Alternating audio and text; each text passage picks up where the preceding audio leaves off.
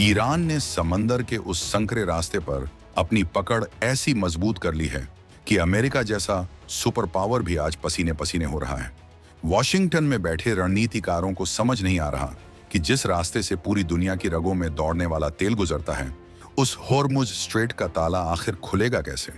Middle east के इस तनाव ने पूरी दुनिया की इकोनॉमी की सांसें अटका दी हैं। तेल की कीमतें आसमान छू रही हैं और बड़े बड़े देशों की हेकड़ी धरी की धरी रह गई है। लेकिन इसी बीच एक ऐसी हलचल शुरू हुई है जिसने बीजिंग से लेकर वॉशिंगटन तक सबके कान खड़े कर दिए हैं। जब दुनिया के सबसे ताकतवर देश फेल हो गए, तब भारत ने एक ऐसा दांव खेला है जिसने गेम की पूरी स्क्रिप्ट ही बदल दी है। साल 2026 का यह समय पूरी दुनिया के लिए एक इम्तिहान की घड़ी बन चुका है। ईरान ने साफ कर दिया है कि हॉर्मुज जल मरुमध्य यानी स्ट्रेट ऑफ हॉर्मुज से हर किसी का गुजरना मुमकिन नहीं होगा। ये वही रास्ता है जहां से दुनिया का करीब 30% कच्चा तेल सप्लाई होता है। अगर यह रास्ता बंद रहा तो न्यूयॉर्क से लेकर टोक्यो तक सब ठप पड़ जाएगा। अमेरिका ने अपनी पूरी ताकत लगा दी, धमकियां दी, बेड़े तैनात किए, लेकिन नतीजा सिफर रहा। इसी बीच पेरिस के पास एक ऐसी मीटिंग हुई जिसने पूरी दुनिया का ध्यान अपनी ओर खींच लिया है। भारत और फ्रांस ने मिलकर एक ऐसा प्लान तैयार किया है जिसकी भनक ट्रंप प्रशासन को भी तब लगी जब डील लगभग पक्की हो गई। ईरान ने इस बार बहुत ही सधे हुए अंदाज में अपनी चाल चली है। ईरान के विदेश मंत्री सैयद अब्बास अराघची का एक बयान आता है जिसने पूरी दुनिया को दो हिस्सों में बांट दिया। उन्होंने साफ कहा कि हॉर्मुज स्ट्रेट भारत, चीन, रूस, पाकिस्तान और इराक जैसे दोस्तों के लिए खुला है, लेकिन दुश्मनों के जहाजों के लिए यहां से गुजरना अब नामुमकिन होगा। अब सवाल यह उठता है कि अगर भारत के लिए रास्ता खुला है तो फिर भारत को फ्रांस के साथ मिलकर कोई सीक्रेट प्लान बनाने की जरूरत क्यों पड़ी। यहीं से शुरू होता है असली सस्पेंस और भारत की वो कूटनीति जिसे आज पूरी दुनिया जयशंकर स्टाइल कह रही है। दरअसल मामला सिर्फ तेल के आने जाने का नहीं है, मामला है उस समुद्री रास्ते की सुरक्षा और ग्लोबल सप्लाई चेन को फिर से पटरी पर लाने का। G7 देशों की बैठक पेरिस के पास एबेडेस वॉक्स डी सरने में चल रही थी। वहां दुनिया के 7 सबसे अमीर देशों के विदेश मंत्री माथापच्ची कर रहे थे कि मिडिल ईस्ट की इस आग को कैसे बुझाया जाए। इसी बैठक के बीच में भारतीय विदेश मंत्री एस जयशंकर और फ्रांस के विदेश मंत्री जीन नोएल बैरो के बीच एक लंबी गुफ्तगू हुई। यह सिर्फ हाथ मिलाने वाली मुलाकात नहीं थी, बल्कि यह हॉर्मुज संकट का वो फाइनल इलाज निकालने की कोशिश थी जो अब तक किसी को नहीं सूझा। फ्रांसीसी नौसेना के chief of staff admiral Nicolas Vaujour ने जो इशारा किया है वो बहुत बड़ा है। उन्होंने साफ कहा कि उन्होंने भारतीय नौसेना के अपने समकक्ष से लंबी बात की है। फ्रांस और भारत अपनी नौसेनाओं के बीच उस लेवल का तालमेल बिठा रहे हैं जो आज से पहले कभी नहीं देखा गया। फ्रांस को पता है कि इस इलाके में अगर कोई देश ईरान की आंखों में आंखें डालकर बात भी कर सकता है और उसकी बात को ईरान मान भी सकता है तो वो सिर्फ भारत है। अमेरिका की साख इस वक्त ईरान की नजरों में मिट्टी में मिल चुकी है, लेकिन भारत की साख आज भी बरकरार है। अब आपको समझाते हैं कि यह हॉर्मुज स्ट्रेट आखिर है क्या भला और क्यों इसके बंद होने से दुनिया में हाहाकार मचा है। आप इसे एक संकरे गले की तरह समझिए। अगर किसी का गला दबा दिया जाए तो शरीर को ऑक्सीजन मिलना बंद हो जाएगी। ठीक वैसे ही यह स्ट्रेट दुनिया की इकोनॉमी का वो गला है जहां से ओमान और ईरान के बीच से तेल के टैंकर गुजरते हैं। अगर ईरान यहां अपनी नेवी खड़ी कर दे या समुद्री सुरंगें बिछा दे, जैसा कि आशंका जताई जा रही है, तो कोई भी इंश्योरेंस कंपनी उन जहाजों का बीमा नहीं करेगी। जहाज नहीं चलेंगे तो पेट्रोल पंप खाली हो जाएंगे और कारखाने बंद। भारत इस मामले में बहुत ही साइलेंट तरीके से काम कर रहा है। एस जयशंकर ने G7 की मीटिंग में बहुत ही कड़े शब्दों में ग्लोबल साउथ की बात रखी। उन्होंने साफ कहा कि जब बड़े देश आपस में उलझते हैं तो उसका खामियाजा उन गरीब और विकासशील देशों को भुगतना पड़ता है जिन्हें ईंधन, खाद और अनाज की सबसे ज्यादा जरूरत होती है। भारत ने यहां सिर्फ अपना फायदा नहीं देखा बल्कि पूरी दुनिया की फिक्र की। भारत का फ्रांस के साथ हाथ मिलाना इस बात का संकेत है कि अब नई दिल्ली ग्लोबल सिक्योरिटी के मामलों में बैक सीट पर बैठने को तैयार नहीं है। फ्रांस और भारत के बीच जो कोऑर्डिनेशन बन रहा है उसमें सबसे अहम है मैरीटाइम सिक्योरिटी यानी समुद्री सुरक्षा। एडमिरल निकोलस वॉजर ने साफ किया कि वे सिर्फ बातें नहीं कर रहे बल्कि समुद्र में अपनी कार्रवाइयों में तालमेल बिठा रहे हैं। इसका मतलब यह है कि आने वाले दिनों में आप अरब सागर से लेकर हॉर्मुज के मुहाने तक भारतीय और फ्रांसीसी जहाजों की ऐसी गश्त देख सकते हैं जो किसी को डराने के लिए नहीं, बल्कि कमर्शियल जहाजों को सुरक्षा देने के लिए होगी। यह एक ऐसा मास्टर स्ट्रोक है जिसके बारे में चीन ने सपने में भी नहीं सोचा था।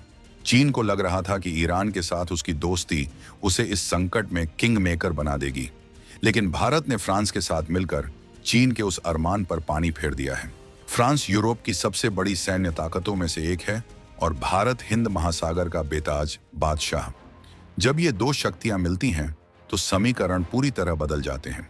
ईरान के लिए भी यह एक मुश्किल स्थिति है। वो भारत को नाराज नहीं कर सकता क्योंकि भारत उसका एक बड़ा व्यापारिक साझीदार है और चाबहार पोर्ट के जरिए दोनों देशों के हित जुड़े हुए हैं। ईरान ने भले ही कह दिया हो कि दोस्तों के लिए रास्ता खुला है, लेकिन हकीकत यह है कि जब समंदर में तनाव होता है तो दोस्त और दुश्मन के जहाजों की पहचान करना मुश्किल हो जाता है। भारत चाहता है कि एक ऐसी सेफ पैसेज व्यवस्था बने जिसमें ग्लोबल सप्लाई चेन को कोई खतरा ना हो। जयशंकर ने साफ किया कि ऊर्जा की चुनौतियां और उर्वरक यानी फर्टिलाइजर की सप्लाई अगर रुकी तो दुनिया में खाद्य संकट पैदा हो जाएगा। भारत की इसी दूरगामी सोच ने फ्रांस को उसका मुरीद बना दिया है। इस पूरे घटनाक्रम में एक और दिलचस्प पहलू है। अमेरिका इस वक्त चाहकर भी वो नहीं कर पा रहा जो भारत कर रहा है। अमेरिका और ईरान के रिश्ते ऐसे मोड़ पर हैं जहां बातचीत की गुंजाइश लगभग खत्म हो चुकी है। ऐसे में भारत एक ब्रिज यानी पुल का काम कर रहा है। भारत एक तरफ G7 की मेज पर बैठकर पश्चिमी देशों की चिंताओं को समझ रहा है, तो दूसरी तरफ ईरान के साथ सीधा संपर्क बनाए हुए हैं। ये वो डिप्लोमेसी है जिसे दुनिया के बड़े बड़े एक्सपर्ट्स अब इंडियन मिरेकल कह रहे हैं। फ्रांस के नौसेना प्रमुख का यह कहना कि वे विभिन्न नौसैनिक समकक्षों के साथ बात कर रहे हैं, जिसमें ब्रिटेन, जर्मनी, इटली और जापान शामिल हैं। लेकिन भारत का नाम उन्होंने जिस प्रमुखता से लिया वो बताता है कि इस मिशन का असली लीडर कौन है। भारत और फ्रांस के बीच यह जो समुद्री जुगलबंदी शुरू हुई है, इसका असर आने वाले हफ्तों में साफ दिखने लगेगा। क्या ईरान भारत की बात मानकर हॉर्मुज में तनाव कम करेगा? क्या भारत और फ्रांस की नौसेनाएं मिलकर वहां के ब्लॉकएड को बिना किसी टकराव के खुलवा पाएंगी? सस्पेंस अभी खत्म नहीं हुआ है। असल में खेल तो अब शुरू हुआ है। ईरान के विदेश मंत्री अरागची का बयान कि दुश्मनों के सहयोगी देशों के जहाजों को अनुमति नहीं दी जाएगी, एक बहुत बड़ी चेतावनी है। इसमें सबसे ज्यादा खतरा उन देशों के लिए है जो अमेरिका के करीबी हैं। लेकिन भारत ने यहां अपनी चतुराई दिखाई है। भारत ने खुद को किसी खेमे में नहीं रखा, बल्कि एक स्वतंत्र शक्ति के रूप में फ्रांस के साथ गठबंधन किया। फ्रांस भी अमेरिका के दबाव से अलग अपनी एक पहचान रखना चाहता है और यहीं भारत और फ्रांस के हित आपस में मिल गए। हॉर्मुज का यह संकट सिर्फ तेल का नहीं है, यह वर्चस्व की लड़ाई है। ईरान दिखाना चाहता है कि वो इस इलाके का असली बॉस है, वहीं भारत यह सुनिश्चित करना चाहता है कि समंदर किसी की जागीर न बने। जयशंकर ने पेरिस में अपनी बातचीत के दौरान संयुक्त राष्ट्र सुरक्षा परिषद UNSC में सुधार की बात भी उठाई। उन्होंने साफ किया कि जब तक ग्लोबल गवर्नेंस में भारत जैसे देशों को सही जगह नहीं मिलेगी, तब तक ऐसे संकटों का स्थायी समाधान नहीं निकलेगा। ये एक बहुत बड़ा बयान है जो बताता है कि भारत अब केवल संकट सुलझाने वाला देश नहीं, बल्कि नियम बनाने वाला देश बनना चाहता है। इस पूरी स्क्रिप्ट का सबसे रोमांचक हिस्सा यह है कि भारत ने इस पूरे मिशन को बहुत ही लो प्रोफाइल रखा है। कोई बड़ी घोषणा नहीं, कोई युद्ध स्तर की बयानबाजी नहीं, बस चुपचाप काम हो रहा है। एडमिरल वॉजर का बयान ही वो इकलौता जरिया था जिससे दुनिया को पता चला कि पर्दे के पीछे कितनी बड़ी तैयारी चल रही है। भारत की नौसेना आज इतनी सक्षम है कि वो हजारों मील दूर जाकर अपने हितों की रक्षा कर सकती है, और जब फ्रांस जैसी ताकत उसके साथ हो तो दुनिया की कोई भी रुकावट ज्यादा दिन तक टिक नहीं सकती। लेकिन क्या ईरान इतनी आसानी से पीछे हटेगा? ईरान पर इस वक्त भारी दबाव है। उसकी अर्थव्यवस्था पहले ही प्रतिबंधों की मार झेल रही है। अगर वो हॉर्मुज को पूरी तरह बंद करता है तो वो अपने उन चंद दोस्तों को भी खो देगा जो आज उसके साथ खड़े हैं। चीन और रूस भी नहीं चाहेंगे कि तेल की सप्लाई पूरी तरह बंद हो जाए। भारत इसी कमजोर नस को जानता है। भारत ने ईरान को यह समझाने की कोशिश की है कि हॉर्मुज को बंद रखना खुद ईरान के लिए आत्मघाती साबित हो सकता है। अब बात करते हैं उस साइलेंट प्लान की जो भारत और फ्रांस ने मिलकर बनाया है। सूत्रों की माने तो यह प्लान सिर्फ जहाजों को रास्ता दिलाने का नहीं है, बल्कि एक मैरीटाइम कॉरिडोर बनाने का है जिसे अंतरराष्ट्रीय गारंटी प्राप्त हो। इसमें भारत की भूमिका एक गारंटर की हो सकती है, यानी भारत यह जिम्मेदारी ले सकता है कि इस रास्ते से गुजरने वाले जहाज किसी भी देश की सुरक्षा के लिए खतरा नहीं होंगे। ये एक बहुत बड़ी जिम्मेदारी है, लेकिन आज का भारत यह जिम्मेदारी लेने का मादा रखता है। 2026 की यह सर्दी पूरी दुनिया के लिए बहुत गर्म साबित होने वाली है। हॉर्मुज़ स्ट्रेट में तनाव का हर एक दिन दुनिया की जेब पर भारी पड़ रहा है, लेकिन भारत की इस सक्रियता ने एक उम्मीद जगाई है। वो काम जो सुपर पावर अमेरिका नहीं कर सका, वो काम जो चीन सिर्फ तमाशा बनकर देखता रहा, उस काम को अंजाम देने के लिए भारत ने कमर कस ली है। फ्रांस के साथ भारत की यह रणनीतिक साझेदारी आने वाले दशकों के लिए वैश्विक समुद्री सुरक्षा की नई इबारत लिखेगी। इस पूरे मामले में जयशंकर और जीन नोएल बैरो की मुलाकात ने यह साफ कर दिया है कि दुनिया अब केवल वॉशिंगटन या बीजिंग के इशारों पर नहीं चलेगी।